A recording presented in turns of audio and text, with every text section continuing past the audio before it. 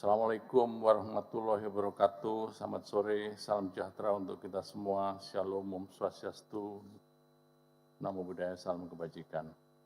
Yang sangat saya hormati Bapak Ibu pimpinan dan anggota Badan Anggaran DPR RI, Bapak Menteri Keuangan beserta jajarannya, Ibu Deputi Gubernur Senior Bank Indonesia beserta jajaran, Bapak Menteri Hukum yang mewakili beserta jajaran, serta para hadirin yang saya muliakan. Pada kesempatan ini izinkan di siang dan sore hari ini kami menyampaikan mengenai rencana kerja pemerintah tahun 2027 sebagai bagian dari pembahasan RUU APBN tahun 2027. Bagi pemerintah, RKP 2027 bukan sekedar dokumen tahunan atau daftar belanja, tapi lebih ke arah peta kerja untuk menerjemahkan mandat Presiden menjadi kerja pembangunan yang hasilnya bisa benar-benar dirasakan oleh sebanyak-banyaknya rakyat Indonesia.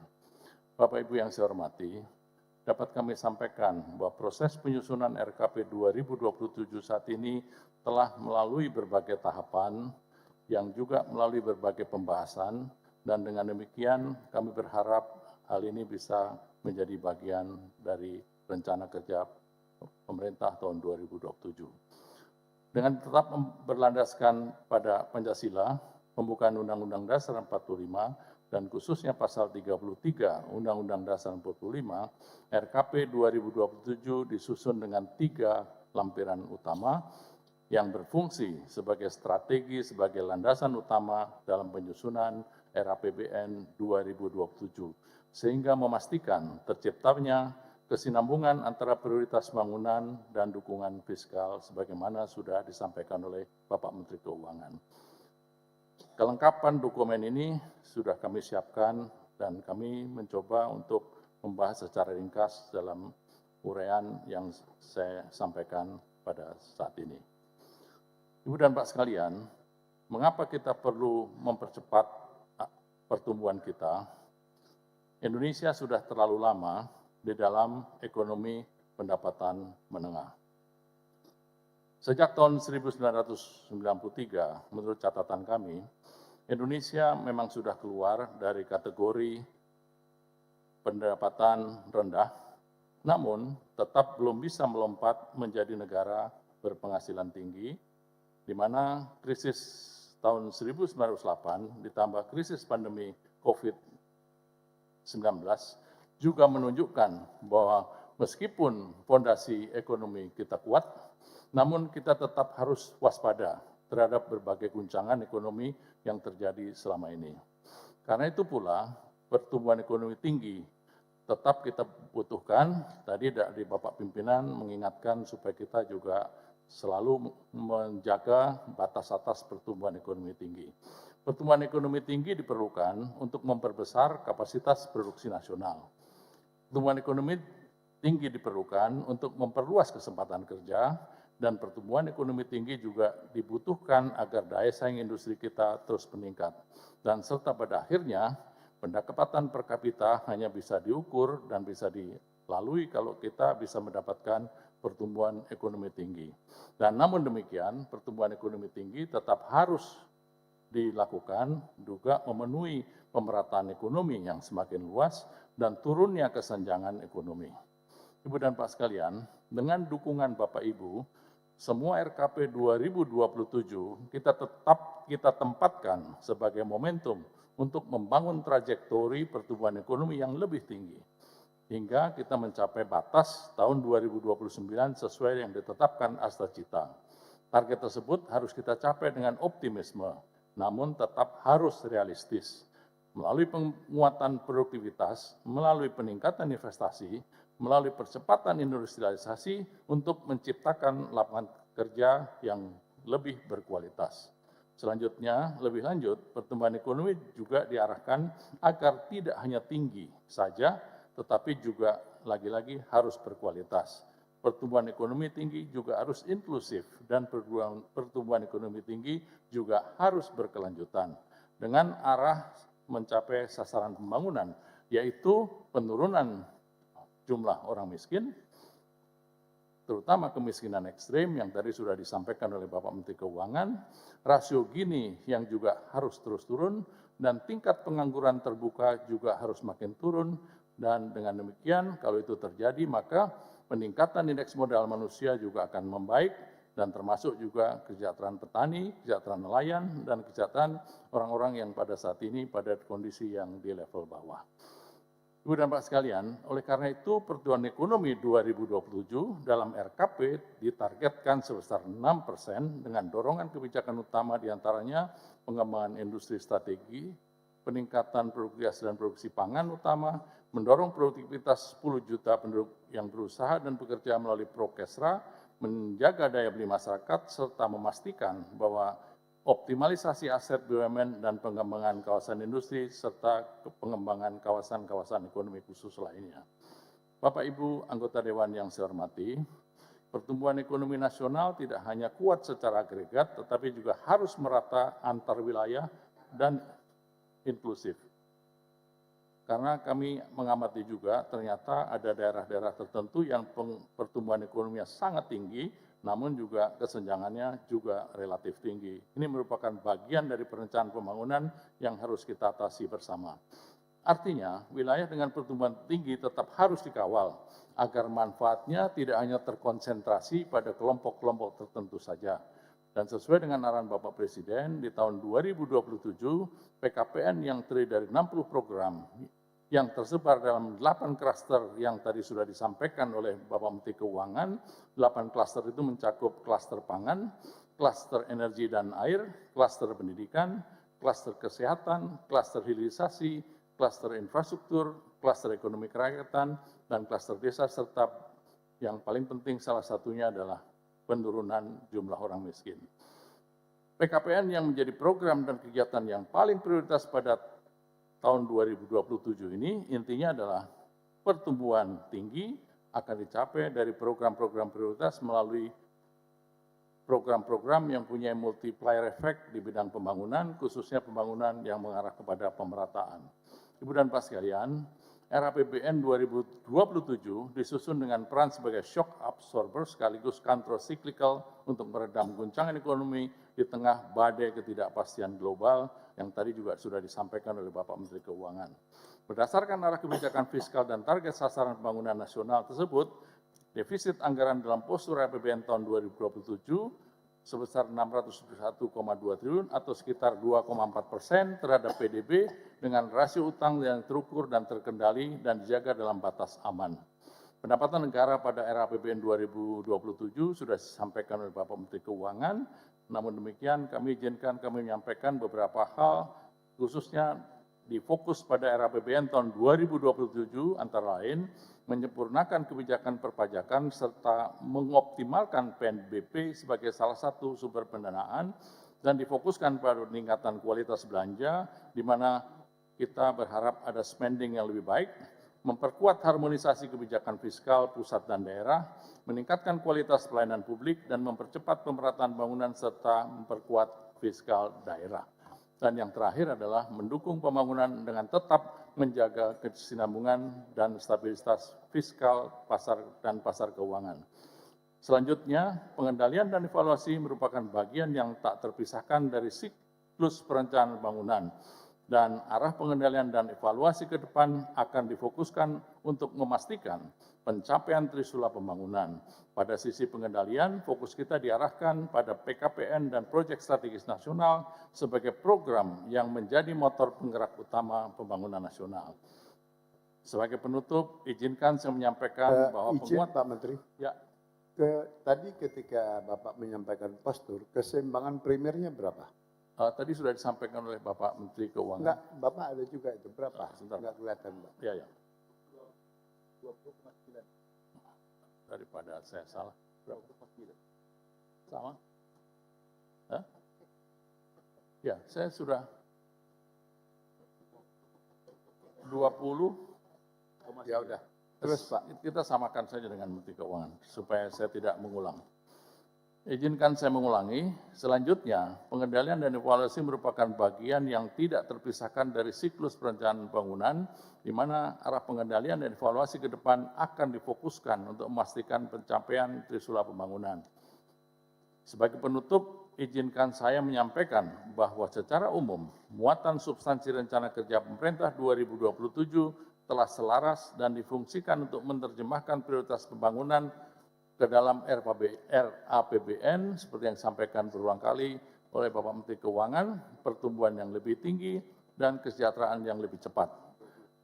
Sinergi perencanaan dan penganggaran inilah yang akan mendorong tercapainya pertumbuhan ekonomi yang secara fundamental kuat, secara fundamental juga berkeadilan.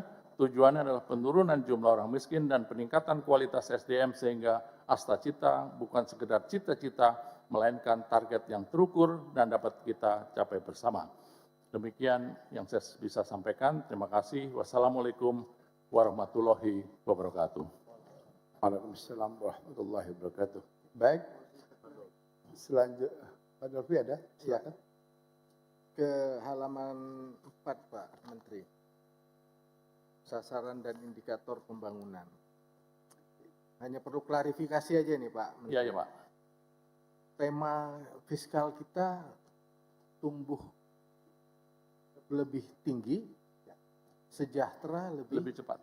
Ya. Yang mana ini cepatnya ini Pak? Yang halaman 4 ini. Coba. Ya, kan kita sekarang kemiskinan ekstrim masih 0,5. Kita arahkan untuk 0%. Itu Nggak berarti cepat. JNI per kapita nggak cepat. Kenapa? JNI per kapitanya tidak cepat naiknya Pak. Ya. Kemudian apalagi tingkat kemiskinan tidak cepat turunnya. Ya, itulah. Kemiskinan ekstrim tidak cepat. Makanya Rasio gini tidak cepat. Iya. ya, Pak. Ya, Pak. Tingkat pengangguran terbuka tidak cepat Ya, ya. berkurangnya. Indeks modal manusia tidak cepat naiknya. Nilai tukar petani tidak cepat naiknya. Nilai tukar nelayan tidak cepat naiknya. Proporsi penciptaan lapangan kerja formal juga tidak cepat. Penciptaan lapangan kerja baru juga tidak cepat. Jadi yang dimaksud sejahtera lebih cepatnya itu yang mana, Pak? Ya, pertama-tama soal kemiskinan ekstrim. Udah. Pak Dolfi sudah. Boleh, Pak? Ya, Oke, baik. boleh, Pak. Izinkan saya menjawab soal kemiskinan ekstrim. Yang tadinya masih ada, kita harapkan 0%. Tapi kemiskinan ekstrim itu Pak, Iya, udah ditargetkan dari sejak 2024 0%. Iya, Pak. Dari 2024 0%, 2025 menjadi 0,83 yang Ya. dicapai. Sekarang masuk 2025 ke 2026 sama juga di 0,83. Nah, target Bapak di 2027 tingkat 0%. kemiskinan ekstrim 0. Iya, Pak. Terus Pak, silakan Pak. Ya, ini memang soal lebih cepat itu memang angka, maksud saya lebih cepat itu dalam arti Pimpinan bisa bicara sebelah kanan, pimpinan. Menanggapi apa yang ditanyakan oleh Pak Dolfi. Sebentar Pak, Boleh. kalau menanggapi Pak Dolfi tidak boleh. Karena Pak Dolfi nanyanya ke Menteri. Ini bukan antara anggota DPR sesama anggota. Tapi pimpinan mungkin Lebih baik menterinya saja yang menjelaskan. perlu meluruskan juga bahwa kata cepat tidak bisa kita lihat secara berdiri sendiri. Ya, sebentar Kan Pak. gitu. Kalau setiap anggota saling sambit, padahal ini kita rapat kerja, kapan selesainya? Santai aja Pak. Pasti selesai kok. Santai aja. Sekarang Pak Menteri yang jawab. Silakan. makasih Bapak Pimpinan. Jadi soal cepat lambat itu kan kata-kata. Kalau ditransformasikan dalam bentuk angka, itu kan kita sepakat tadi pertumbuhan ekonomi itu dibatasin hanya tidak sampai sekian persen kan, nggak sampai 2% atau 1%, bahkan kita pertumbuhan ekonomi pun lambat. Tapi coba kita lihat pekerjaan penciptaan lapangan kerja baru dari minus menjadi 2,57 sampai 3,49%. Nah, tentu saja ini ukuran-ukuran seperti ini juga mohon nanti kita diskusikan kalau boleh waktu kita di Komisi 11, Pak. Kalau boleh. Nah, kemudian soal cepat atau lambat kan gimana ya? Pertumbuhan ekonomi dari Enggak, Pak Menteri, sebenarnya kan ada, saya tadi menyampaikan perbandingan 2024, Ya. 2025, 2026. Yang ingin sebenarnya secara umum, ketika kita tumbuh 6%, ya, tingkat kesejahteraan yang mau dicapai kita itu sebanding tidak dengan Ya, tingkat betul. pertumbuhan tadi. Itu saja, Pak. ya Pak. Misalnya gini Pak, boleh? Boleh, silakan. Misalnya begini ya Pak. Bapak cantumkan di sini GNI per kapita Ya. 89,65 tahun 2026 juta ini kan. Ya, 2027 batas bawahnya itu 98,54. Ya. Kalau kita rata-ratakan Pak, ya, 2026 itu 7,5 juta ya, per orang per bulan. ya, Kemudian 2027 jadi 8,2 juta ya. per orang per bulan. Ya. Cepat atau lambat relatif. Ya. Tapi kalau kita lihat rata-rata penghasilan buruh, Ya. itu 3 juta Pak, Betul. 3,5 juta. Jadi sebenarnya siapa yang menikmati pertumbuhan yang tinggi ini? Betul. Kalau kemudian rata-rata penghasilan buruh masih 3,5 juta. Rata-rata nasionalnya 8,2 juta. Kan senjang sekali. Nah oleh karena itu, Gini rasio ini Pak, Ya. ini harus dikoreksi juga. Untuk memastikan bahwa Ya. Gini rasio itu tadi kesenjangannya nggak tinggi. Iya. Misalnya sekarang Gini rasio sekarang aja 2026 sudah 0,368. Masa Bapak tetapkan di situ 0,367? Ya. Harusnya kan Oh, baik-baik Pak. Iya, Ya, itu artinya kita koreksi aja Pak. itu Iya, artinya maksudnya cepatnya ada di koreksi. mana? Kan pengantar kami tadi itu Pak sebenarnya. Begitu Terlalu juga sempit. tingkat pengangguran Pergeseran. terbukanya Pak, batas Ya, ya. itu dikoreksi Pak, dikoreksi Kalau- supaya kecepatnya tadi terasa Pak. Cepatnya itu terasa. Bapak pimpinan, Iya, ini kesalahan fatal saya koreksi. oke. Ya. Pak Kamrut, udah diakui oleh Pak Menteri. Ada kesalahan fatal. Yang mana yang diakui? Coba diulangi dulu. Ya, kan rasio Gini terlalu tipis. Tipis banget gini rasionya. 0,0001. Iya. Oke Pak Menteri, sudah cukup. Pak Ketua, izin mengklarifikasi kembali halaman 11, paparan 11. dari Bappenas. Terkait dengan rincian anggaran pendidikan pada belanja negara. Halaman 11. Ini paparannya Pak Menteri. Bappenas. Iya, saya mau menyampaikan begini Pak. Bapak menyampaikan di dalam paparan yang saya terima. Tadi Bapak enggak menjelaskan, tetapi saya butuh klarifikasi. Bahwa capaian sektor pendidikan itu ada 71.744 sekolah menerima bantuan revitalisasi pada tahun 2026. Saya mau menegaskan Bapak. Anggaran yang di Dikdasmen itu 14 triliun untuk 11.000 sekolah. Dan kita pernah bertanya, memang semua tidak ada di Dikdasmen. Tidak semua ada di Dikdasmen. Kami menanyakan, apakah Dikdasmen mempunyai data yang 60.000 itu mana saja? Berbulan-bulan kami tanya, tidak pernah ada jawaban dan dikatakan tidak tahu. Menurut saya ini problem. Dan apakah benar? Ini perlu diklarifikasi juga. 71.000 ini benar atau tidak? Kita tidak menginginkan angka besar tapi kita tidak tahu faktanya. Ya, dokumen nanti akan kita serahkan. Yang secara rinci menunjukkan bahwa di Dikdasmen hanya ada 11.000 sekolah untuk anggaran 14 triliun. Nah, yang di sini 71 triliun, 71 sekolah, 71.000. Kami paham bahwa itu memang tidak semuanya di Dikdasmen. Ada yang berupa bantuan presiden, tetapi tidak sebanyak itu. Nah ini yang saya kira harus diklarifikasi. Terima kasih. Ini data dari Dikdasmen berapa?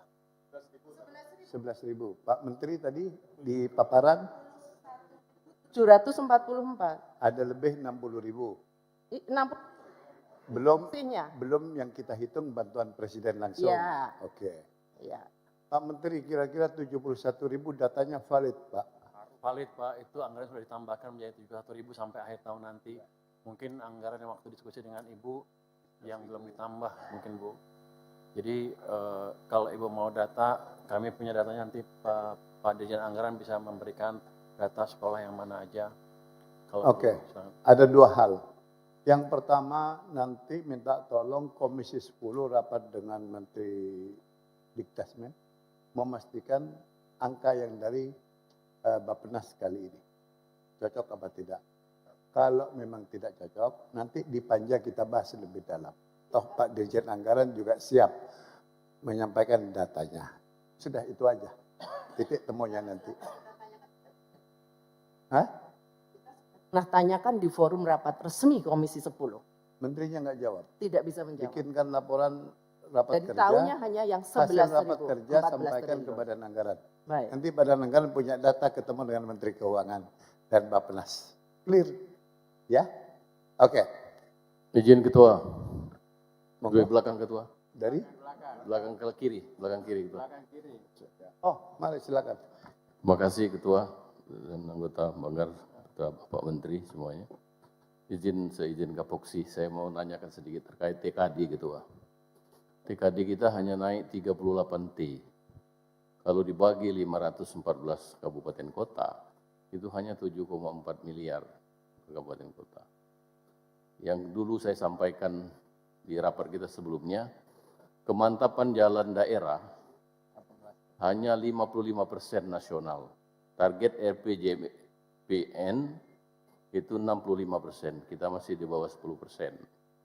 Jadi jalan di kabupaten kota yang ribuan kilo itu harus dirawat setiap tahun. Kalau dengan TKD yang seperti ini, DAK maksud saya apa gimana? TKD ya ini ya?